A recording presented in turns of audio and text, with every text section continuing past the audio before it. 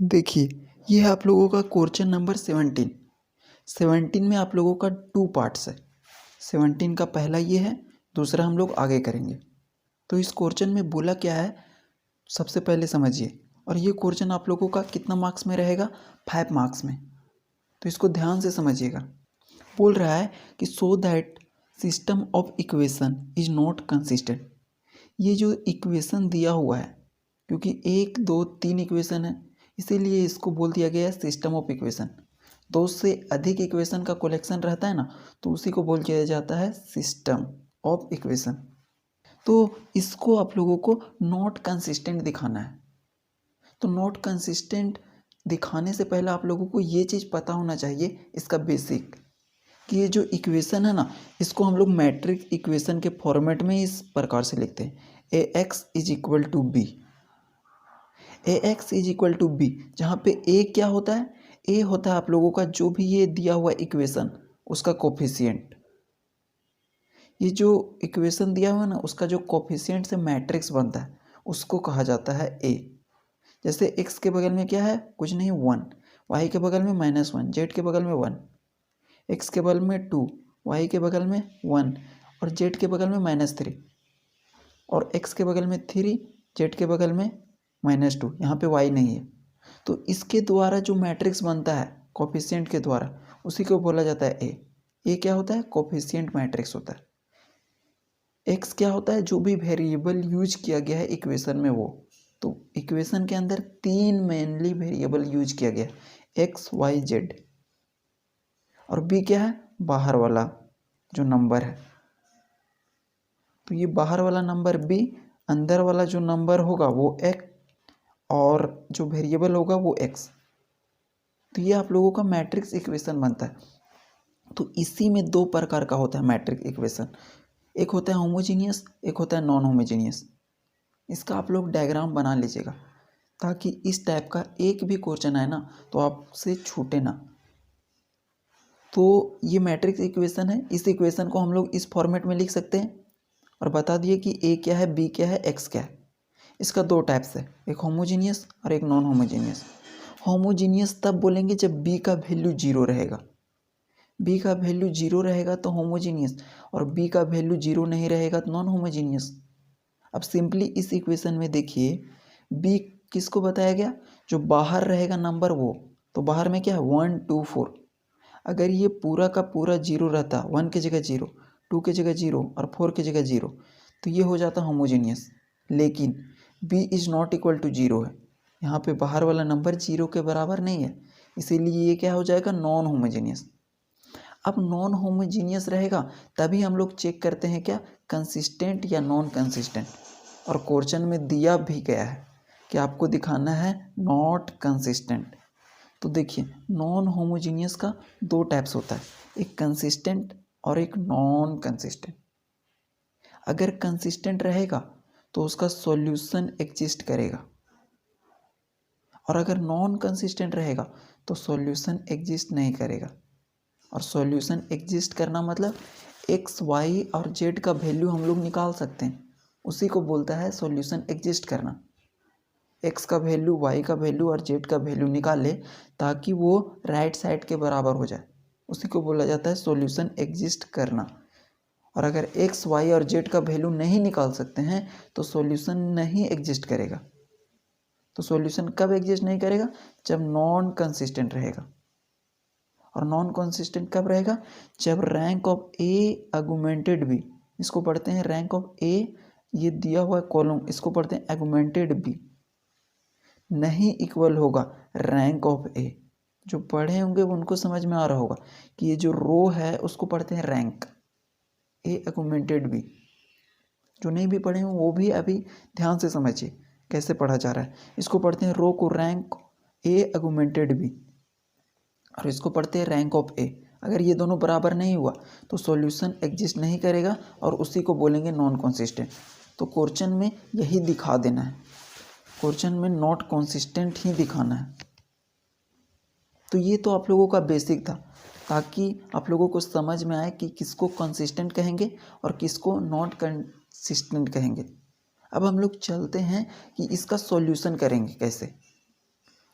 जिस लैंग्वेज के थ्रू आप लोगों को लिखवाया जाएगा उसी प्रकार से आप लोग लिखिएगा। तो देखिए इसका सॉल्यूशन कितना अच्छा तरीका से किया जाएगा। उससे पहले जो बताया गया है इसको अपने माइंड में सेट कर लीजिए। किसको ए बोलते हैं, किसको एक्स बोलते हैं, किसको बी बोलते हैं, क्वेश्चन से और क्लियर हो जाएगा। और आप लोग डायग्राम को ज़रूर बना लीजिएगा।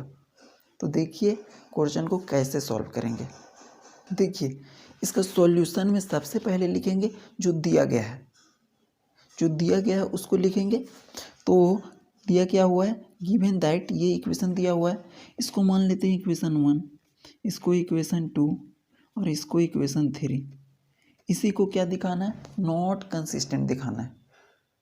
तो सबसे पहले जो प्रोसेस बताया जाएगा उसी प्रकार से सॉल्व करना है। तो इस इक्वेशन को हम लोग मैट्रिक्स इक्वेशन के अंदर बदल सकते हैं। कैसे, तो आप लोग लिखिएगा this equation can be converted into matrix equation. ये जो तो इक्वेशन दिया है ना, इसको हम लोग मैट्रिक्स इक्वेशन के फॉर्मेट में बदल सकते हैं। मैट्रिक्स इक्वेशन कैसे बदला जाता है, A X is equal to B के फॉर्मेट में। ये मैट्रिक्स इक्वेशन है, इसी को इस फॉर्मेट में लिख सकते हैं, जहाँ पर ए का वैल्यू लिख देंगे। ए क्या है, अभी बताएं, कोफिशिएंट मैट्रिक्स। कोफिशिएंट मैट्रिक्स को ही ए कहा जाता है। तो यहाँ पे देखिएगा कोफिशिएंट मैट्रिक्स क्या है, एक्स वाई और जेड के बगल वाला वैल्यू को बोला जाता है कोफिशिएंट। तो यहाँ पे पहला वाला इक्वेशन में देखिए एक्स के बगल में क्या है, 1 -1 और 1, तो यहाँ से हो जाएगा 1 -1 और 1। दूसरे वाले रो में देखिए यहाँ पे 2 है, वाई के बगल में 1 है और जेड के बगल में -3 है, तो यहाँ से हो जाएगा 2 1 प्लस में है ये 1 और -3, और थर्ड में देखिएगा 3 और वाई की जगह पे कुछ नहीं है, अगर कुछ नहीं है तो उसको 0 लेंगे, और जेड के बगल में क्या है, -2। तो ये हो गया ए का वैल्यू। बी का वैल्यू क्या हो जाएगा, अभी बताएं, जो बाहर वाला वैल्यू रहता है 1 2 4, 1 2 4। और x क्या है, वेरिएबल जो यूज किया गया है, तो x वेरिएबल हो जाएगा। कितना वेरिएबल यूज किया गया है, 3, x y और z। ये हो गया x, a और b का वैल्यू। अब इसको हम लोग मैट्रिक्स इक्वेशन के रूप में लिख देते हैं। देखिएगा कैसे लिखा जा रहा है, इसी फॉर्मेट में लिखेंगे, a की जगह पे a, x की जगह पे x और b की जगह पे इसको लिखेंगे। तो a का वैल्यू देखिए क्या दिया हुआ है, इसी को इम्प्लाइज करके लिख रहे हैं इस इक्वेशन को। ए की जगह पे है 1 -1 और 1, 2 1 और -3, फिर है 3 0 और -2। उसके बाद क्या है, एक्स, एक्स का वैल्यू देखिए, एक्स वाई और z is equal to b का वैल्यू 1 2 4। ये हम लोग मैट्रिक्स इक्वेशन में लिख दिए। अब हम लोग निकालेंगे augmented matrix. The augmented matrix is, जो लोग नहीं पढ़ा होगा उसके लिए ये नया टर्म है, मैट्रिक्स इज। लेकिन कोई दिक्कत नहीं है, अभी समझ लीजिए, क्लियर अच्छे से हो जाएगा। आर्गुमेंटेड मैट्रिक्स बोले ना, तो ए और बी का कॉम्बिनेशन को ही बोला जाता है आर्गुमेंटेड मैट्रिक्स। ए और बी को मिला देंगे तो बोलते हैं आर्गुमेंटेड मैट्रिक्स। तो ए आर्गुमेंटेड बी को ऐसे लिखा जाता है, ए आर्गुमेंटेड बी। अगर नहीं पढ़े हैं कोई दिक्कत नहीं, अभी समझ लीजिए। उसके बाद लिखेंगे आर्गुमेंटेड मैट्रिक्स इज, जिसको हम लोग लिखते हैं ए आर्गुमेंटेड बी, मतलब ए मैट्रिक्स और बी मैट्रिक्स को कंबाइन कर देना है। तो जिस प्रकार से ए लिखा गया वहाँ ए लिख लेंगे और साथ में बी लिख देंगे। तो ए का वैल्यू देखिए, ये दिया गया 1 -1 और 1, 2 1 और -3, 3 0 और -2। उसके बाद ये वाला सैम्बल है ना, उसको सबके सामने दे देंगे। ये 2 के बगल में, 3 के बगल में, 1 के बगल में, और उसके बाद b का वैल्यू लिख देंगे। b का वैल्यू क्या दिया हुआ है, यहाँ से देखिए 1 2 4, तो यहाँ पे लिख देंगे 1 2 4। इसी को बोलते हैं आर्गुमेंटेड मैट्रिक्स। अब क्या करना रहता है कि हम लोगों को आइकलन मेथड के द्वारा इसको जीरो करना रहता है, इसके मदद से। अब आइकलन मेथड क्या है, ये रैंक के अंदर पढ़ना था, ये बता पाना अभी पॉसिबल नहीं है क्योंकि उसके लिए बहुत टाइम लगेगा। तो हम लोग यूज करेंगे आइकलन फॉर्म।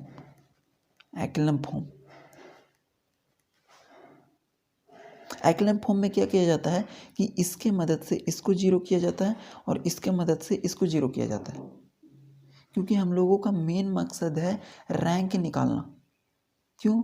क्योंकि रैंक से ही पता चलेगा कि वो मैट्रिक्स कंसिस्टेंट है या फिर इनकंसिस्टेंट है, जो बेसिक में बताया गया। रैंक से ही पता चलेगा कि वो कंसिस्टेंट है या फिर इनकंसिस्टेंट है। तो देखिए, सबसे पहले हम क्या करेंगे कि इसको जीरो करेंगे।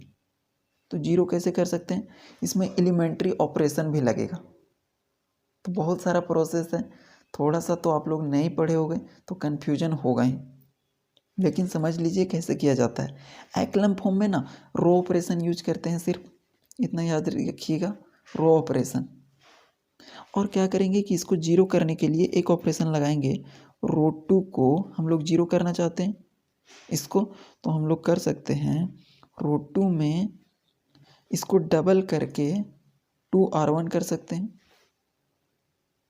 और फिर इसको भी जीरो करना है 3 को, तो रो 3 को फिर से चेंज करेंगे और रो 3 में इसी के मदद से करना रहता है, 1 के मदद से। तो इसको तिगुना करके इसमें से सब्ट्रैक्ट कर देंगे, इसीलिए किया गया है 3 इंटू r1। अब इसको हम लोग सॉल्व करेंगे तो देखिएगा क्या आएगा। हम लोग इसी को सॉल्व कर रहे हैं, तो पहला वाला रो में कोई चेंजिंग नहीं है, तो 1 -1 1 और 1।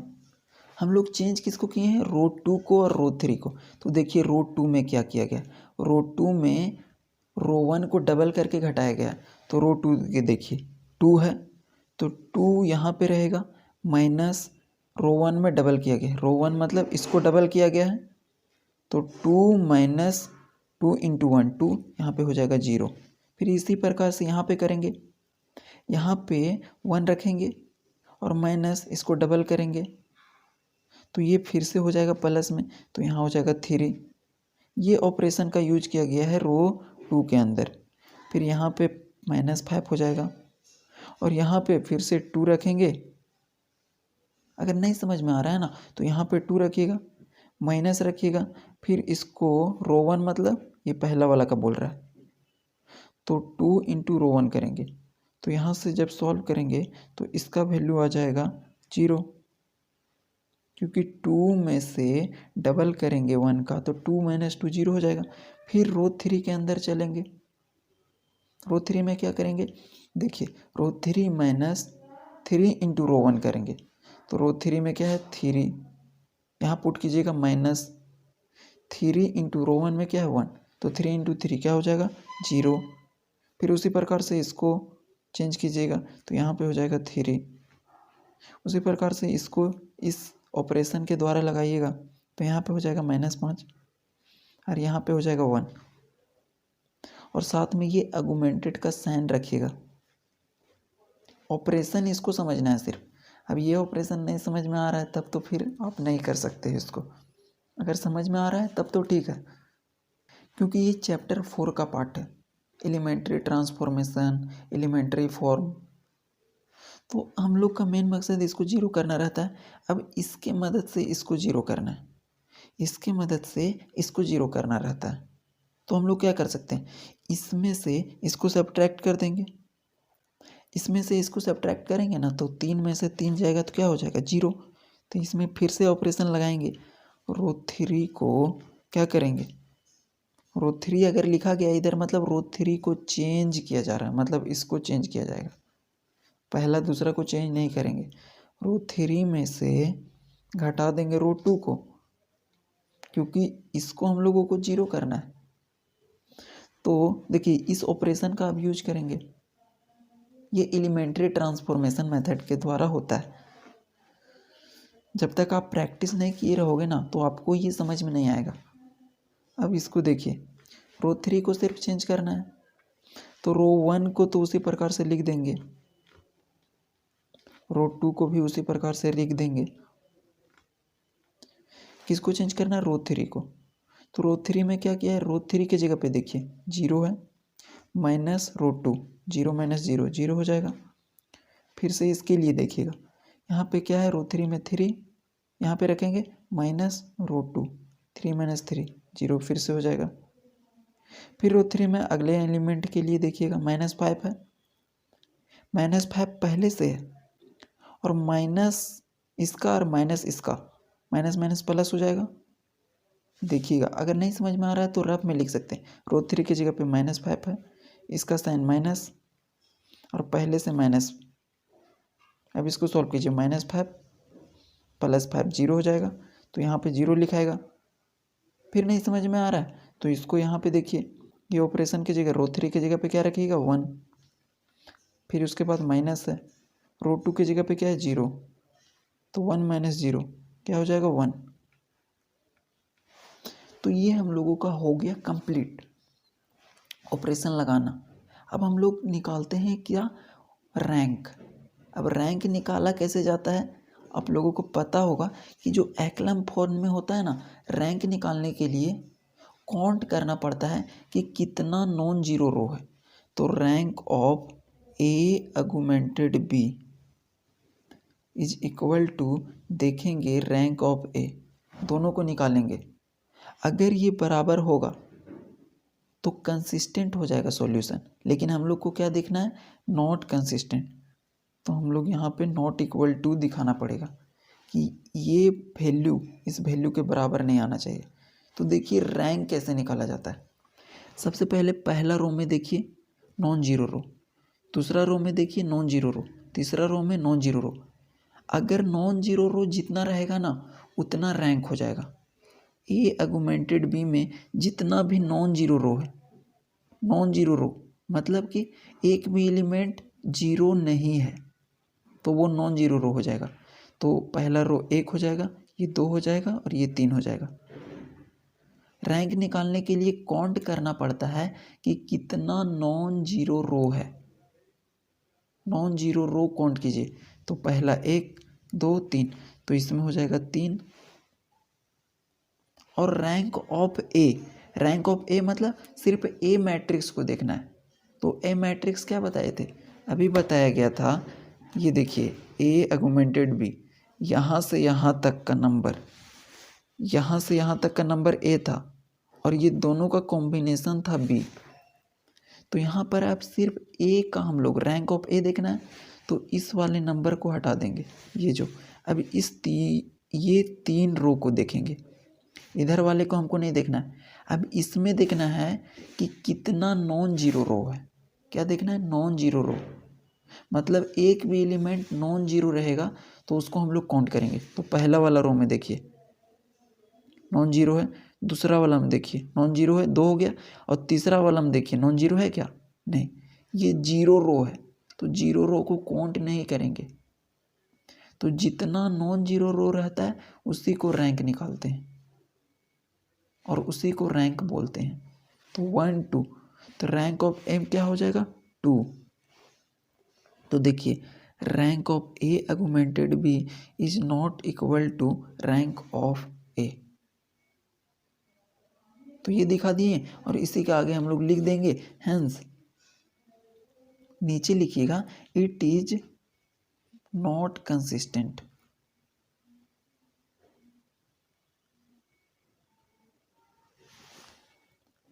तो रैंक निकालने के लिए क्या करना पड़ता है? फिर से बता देते हैं, नॉन जीरो रो काउंट करना पड़ता है।